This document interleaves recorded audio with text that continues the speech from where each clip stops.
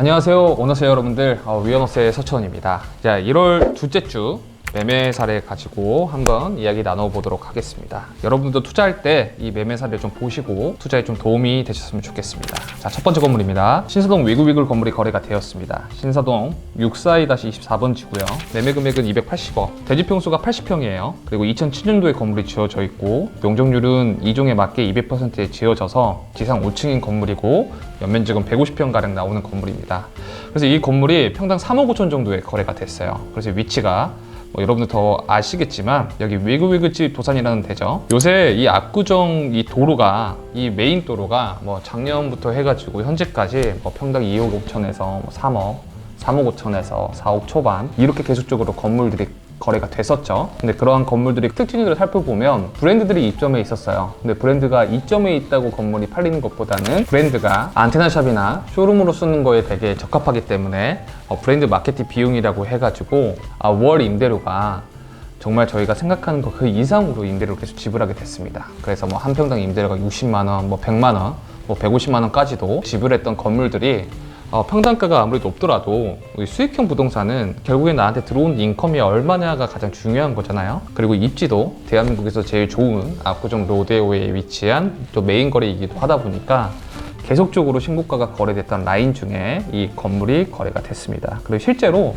이 라인으로도 건물이 좀 나오고 있어요. 근데 나오고 있는 건물들의 특징이 이 상권에 맞지 않은 금액 볼륨들이 좀 나오기도 합니다. 400억대도 나오기도 하고요. 300억대도 나오기도 하는데 앞으로 이 압구정 로데오의 이 거리가 계속적으로 활성화를 하면서 직전 최고가를 뚫고 나갈지 아니면 조금 더 꺾일지는 한번 지켜봐야 될 것 같습니다. 근데 제 개인적인 견해로는 아무래도 계속적으로 올라가는 이 분위기 속에서 상투를 잡는다는 어떤 심리가 되게 어렵잖아요.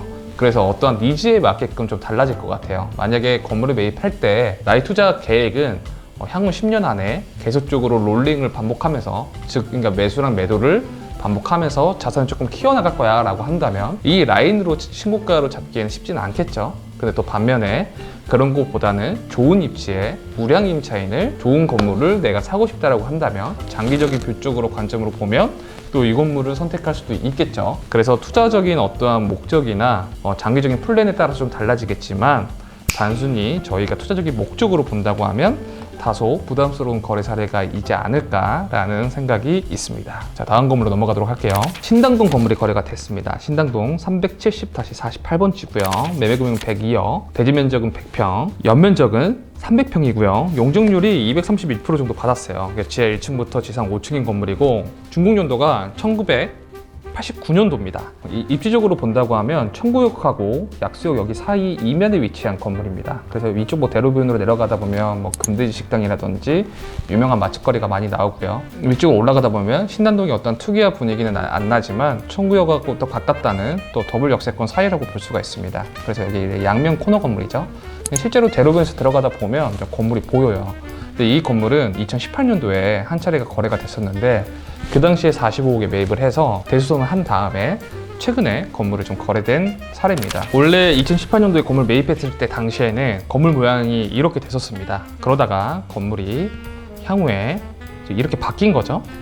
그래서 건물의 특징을 보면 원래 코어가 이쪽이었어요. 근데 코어를 뒤쪽으로 빼면서 코어도 재공사를 했고 오른쪽으로 가다 보면 또 건물 지하에 내려가는 썬큰 구조로 돼 있죠. 근데 그 전에는 이쪽이 좀 주차장이었습니다. 그래서 대수선을 통해서 건물을 리노베이션을 해서 최근에 102억 정도의 건물을 매각을 한 거죠. 여기 신당동 더블 역세권에 연면적이 300평 가량 되다 보니까 사실 건물 사옥으로 쓰기에는 적합한 입지라고 생각이 들어요. 그리고 대로변에 들어오는 거리도 그렇고 직원과의 출퇴근 거리로 봤을 때는 사옥으로 쓰기에는 정말 잘 매입한 사례이지 않을까라고 생각합니다. 자, 다음 건물로 넘어가도록 할게요.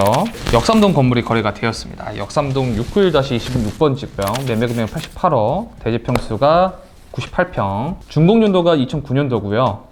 연면적이 290평가량 됩니다. 이거는 일종 일반 주거지역이기 때문에 용적률이 150% 정도 받았고 지하 2층부터 지상 4층까지 건물을 지었어요. 그래서 원래 100평 정도면 연면적이 한 300평 정도 가량 나오려고 하면 이중 일반 주거 지역 정도가 돼야 되는데 지하층을 2개 정도 팠기 때문에 연면적 가성비가 좀 있어 보입니다. 그래서 토지평당가로 따지면 9천만 원에서 한 16만 원 정도 빠진 토지평당가가 8,984만 원으로 꽤 저렴하게 거래가 됐다고 볼 수 있습니다. 그래서 입지가 여기 선릉역하고 선정역 이쪽 사이죠. 이쪽 사이는 뭐 여러분도 더 잘 아시겠지만 여기가 원래 그 르네상스 사거리였잖아요. 근데 이제 센터피트가 들어오게 되면서 센터피트 사거리로 바뀌고 이쪽 뒤쪽으로는 먹자 상권이 형성이 되어 있어요. 그리고 더 안쪽으로 들어가다 보면 소형 사옥들이 있고요. 위쪽이나 성능력 가까운 데는 대형 사옥들이 되게 많습니다. 그리고 이쪽 바로 맞은편 내려오면 이쪽도 테헤란로죠.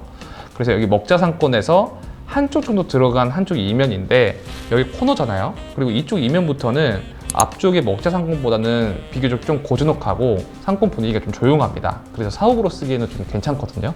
그래서 이쪽 입지적으로 봤을 때는 매매 금액도 100억 언더고 꼬마 빌딩에 코너에 건물도 더 이상 손댈 게 없잖아요. 그래서 저는 저렴하게 잘 매입했다고 개인적으로 생각이 듭니다. 보통 이제 이러한 건물들은 리모델링을 해야 되는 필요성이 반드시 필요한데 만약에 이 가격에 매입을 했는데 뭐 상층부 2개 층 정도가 다가구나 다세대로 되어 있다고 하면 대부분 다가구 다세대는 구조보강을 해야 됩니다. 구조보강을 하게 된다고 하면 비용이 많이 들고 주택 형태로 썼기 때문에 청정고 자체가 낮겠죠.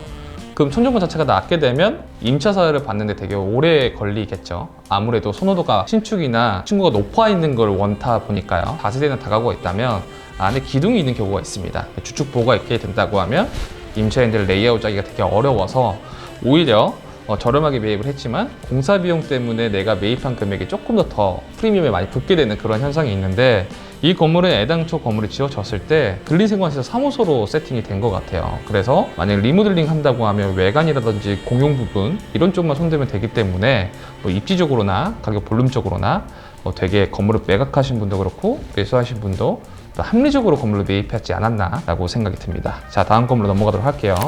서초동 DNA 건물이 거래가 됐습니다. 서초동 1660-1번지고요. 매매 금액은 84억이고 토지 평당가는 1억 5천이에요. 대지 평수는 56평, 제3중 일반 주거지역인데 연면적은 200평 정도 됩니다. 그러니까 용적률이 한 271%니까 20% 정도 이득을 본 거예요. 한 12평 정도 이득을 본 거죠. 그래서 지하 1층부터 지상 6층이고 92년도에 건물이 준공됐는데 중간에 간단한 리모델링을 좀 하신 것 같아요. 그래서 이 건물은 지금 입지적으로 봤을 때 교대역 13번 출구에 나와서 바로 들어오면 보이는 북향 코너거든요. 그래서 13번 출구 나와서 뒤쪽으로 꺾어서 코너로 들어갈 때 건물이 보입니다. 그래서 입지나 가시성이나 되게 다 좋은데 금액 볼륨도 심지어 괜찮잖아요. 그래서 이 정도 금액대로 보시는 분들이 나름 관심 있게 봤던 건물인데 시장에서 쉽사리 바로 거래가 안 됐던 이유는 대지 평수가 50평대잖아요. 연면적도 이미 용적률을 초과해서 지었기 때문에 이 건물이 이제 완성형 건물인 거예요. 그러니까 여기서 어떻게 보면 더 큰 밸류를 줘서 나중에 건물을 팔 때 차기 매수자가 이 건물을 사야 될 만한 어떤 이유를 만들어 줘야 되는데 여기는 이 입지 그대로 이 건물을 매입했기 때문에 시간이 지남으로써 다른 주변이나 이 건물의 주변이나 아니면 빌딩 시장 자체가 건물의 지가가 상승하면서 자연스럽게 올라야지 매각이 될 수 있는 그래서 이제 그러한 부분들이 조금 난해했던 뭐 입지나 가격은 다 괜찮지만 나중에 매각한다고 하면 차익의 폭이 되게 적었던 그렇게 예상이 됐던 건물이기 때문에 쉽사리 정리가 안 됐던 건물이었습니다. 그런데 결국에는 이 건물이 이제 거래된 이유도 입지 대비 뭐 건물 대비 더 이상 건축행위도 들어갈 필요가 없기 때문에 매입하신 분도 합리적으로 잘 매입하신 것 같고요. 또 매각하신 분도 합리적으로 잘 매각하신 것 같습니다. 자, 다음 건물로 넘어가도록 할게요. 통인동 건물이 거래가 됐습니다. 통인동 236번지고요. 대지 평수가 71평, 평당 가격이 9,700만 원이고요. 준공연도가 2009년도고 연면적이 197평이에요. 그래서 지하 1층부터 지상 6층인 건물이고 용적률이나 건물의 컨디션이나 이런 거는 꽤 괜찮게 건물이 좀 지어져 있습니다. 뭐 한 개층이 일부 이제 주택으로 되어 있고 나머지는 사무실 형태로 되어 있는데 위치가 요새 가장 핫하다는 여기 경복궁역 위쪽으로 올라오면 이쪽이 요새 많이 핫해요. 브랜드도 많이 입점해 있고요. 그 다음에 뭐 팝스토어도 많이 들어가 있고 플래그십 스토어도 많이 들어가 있습니다. 그래서 이쪽이 임대료 시세나 이런 게 상당히 많이 올라갔어요. 그래서 이쪽 라인으로 한다고 하면 평균적으로 평당 임대료가 최소한 20만 원에서 많게는 한 35만 원까지도 받거든요. 그래서 브랜드들이 들어올 만한 입지가 사실 이쪽 사거리인데 위쪽으로 올라가면 생활권 상권이기 때문에 애매하지만 그나마 들어올 만한 지역들이 이쪽 대로변 라인하고 여기하고 이어져 있는 서촌마을 쪽입니다. 그래서 최근에도 이쪽에 아디다스가 뭐 들어올 예정이기도 하고 뭐 화장품이라든지 코스메틱 관련된 팝업스토어나 샵들이 되게 많아요. 그래서 이 건물을 매입하신 이유도 이 상권의 분위기를 보고 또 판단을 하셨겠죠. 통인도 자체에서는 한 70억대 이 정도 되는 금액 볼륨이 조금은 높긴 하지만 건물이 다 지어져 있고 면적도 확보가 돼 있고 그리고 가격 자체도 주변 시세 대비해서 나름 저렴하게 매입을 했기 때문에 저는 잘 매입한 사례라고 볼 수 있을 것 같아요. 근데 단점 아닌 단점은 뭐냐면 건물이 이제 지어지면서 여기 앞쪽으로 좀 셋백이 됐잖아요. 주차장 때문에 그런 건데 사실 여기에서 가장 중요한 상권이 1, 2층이거든요. 1, 2층이 보이는 시야에 브랜드들이나 플래그 스토어가 입점하기 때문에 거기에 대한 부분이 조금 약하지가 않나라는 게 단점 중에 하나이지만 전체적인 금액이나 뭐 건물의 컨디션 여러 가지 비추어 봤을 때는 그래도 준수하게 잘 매입하신 것 같습니다. 자, 다음 건물로 넘어가도록 할게요. 네, 영등포동 건물이 거래가 됐습니다. 확실히 소액대 건물들이 빠르게 소진이 되고 있는 것 같아요. 이게 저희 빌딩 시장에서는 되게 좋은 시그널이니까 여러분들도 보시면 좋을 것 같습니다. 영등포 3가 12번지고요. 매매금액 67억, 대지평수가 63평. 용도 지역이 일반 상업지고요. 96년도에 건물이 지어져 있고 용적률이 362% 받아서 연면적이 300평이나 됩니다. 그리고 지하 2층부터 지상 7층으로 되어 있어요. 위치가 영등포역 하게 되면 5번 출구 나와서 우리가 복자상권이 이쪽인데 좀 앞쪽으로 나와 있는 이 코너 건물이에요. 그래서 뭐 금액이나 입지 대비 봤을 때는 그래도 나름 괜찮게 준수하게 잘 매입한 건물이라고 보여지긴 합니다. 그래서 이 건물이 또 상층부가 원룸텔로 되어 있어서 그것도 잘 활용하게 되면 더 임대 수익은 좀 얻어질 수도 있을 거라 생각하는데 1층에 뭔가 근리생활 시설이 들어가거나 상층부가 뭐 상가적인 업종이 들어가기는 조금 국한적이에요. 왜냐면 여기는 어떻게 보면 상권의 초입이 아니거든요. 이 들어오는 쪽으로 됐다 보니까 이쪽 이면으로는 거의 다 모텔촌이에요. 뭐 영등포 상권이라고 생각하면 이쪽 뒤쪽이죠. 그렇기 때문에 유동인구가 많거나 그런 섹터가 아닙니다. 그리고 차량들이 지나가는 섹터이기 때문에 일부 사무실이라든지 그대로 원룸트를 살려서 뭐 그런 형식으로 갈지 그거는 임대 세팅하는 거는 조금 애매해 보이긴 하지만 그래도 입지 대비 연면적 가성비가 좋으니까 주변 시세대로 좀 맞춘다고 하면 그래도 어느 정도의 인컴은 바라볼 수가 있어서 매각하신 분도 잘 하신 것 같고 매입하신 분도 잘 하신 것 같습니다. 자, 다음 건물로 넘어가도록 할게요. 예, 논현동 건물이 거래가 됐어요. 13-1번지고요. 매매금이 64억이고 대지평수가 58평이에요. 그래서 토지평당가가 1억 1천만 원이고 용도지역은 2종이고요. 2007년도 건물이고 연면적은 150평이에요. 그래서 지하 1층부터 지상 5층으로 되어 있고 건물은 어느 정도 리모델링이 좀 되어 있습니다. 건물 자체는 깔끔하게 되어 있고요.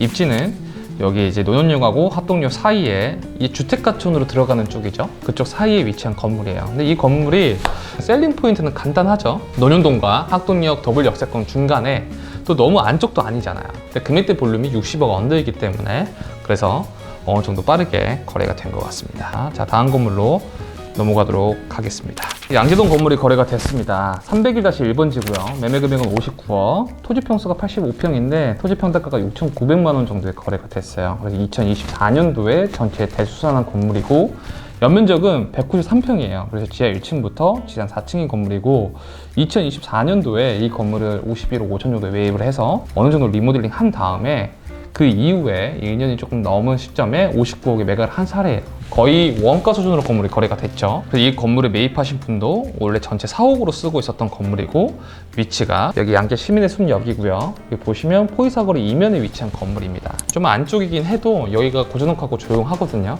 그래서 이 건물을 매입하신 분도 사업 목적으로 매입을 하신 것 같습니다. 아무래도 이제 토지 평수가 뭐 85평 정도 넓고 건물도 깔끔하니까 잘 매입을 하신 것 같아요. 자, 이번에 준비한 매매 사례는 여기까지 하고요. 사실 이제 저희가 매매 사례로 이제 이야기를 좀 드리자면 이거 말고도 뭐 10억대, 20억대, 30억대, 40억대 정말 다양한 건물들이 많이 거래가 되고 있어요. 뭐 최근에는 을지로나 중구 쪽이 한동안 저평가가 되어 있었기 때문에 그쪽이 사실 거래량이 되게 많고요. 뭐 화곡동, 뭐 강북구, 뭐 번동 정말 많이 거래가 되고 있거든요. 그러다 보니까 이 많은 것들을 여러분들한테 하나씩 설명하기가 사실 너무 방대하기 때문에 일단 주요 지역 위주로 좀 이야기를 하고 있습니다. 그래서 혹시나 궁금했던 상권이 좀 있다고 하면 나름대로 좀 분석을 해서 말씀드릴 수 있도록 하겠습니다. 제가 고객분들하고 좀 이야기하다 보면 저희 위오너스는 뭐 홈업 빌딩을 많이 취급 안 하는 것 같다라고 질문 주시는 분들이 꽤나 많더라고요. 근데 이제 저희도 뭐 홈업 빌딩이든 소액대든 전부 다 같이 진행을 합니다. 그래서 영상 보시는 분들도 뭐 소액대로 홈업 빌딩을 좀 보고 계시는 분들이 있다고 하면 편하게 문의 주시면 좀 상담 도와드릴 수 있도록 적극적으로 노력하도록 하겠습니다. 자, 이번 매매 사례는 여기까지 하고요. 우리 모두 빌딩의 오너가 되는 그날까지 위오너스가 함께 하도록 하겠습니다. 감사합니다.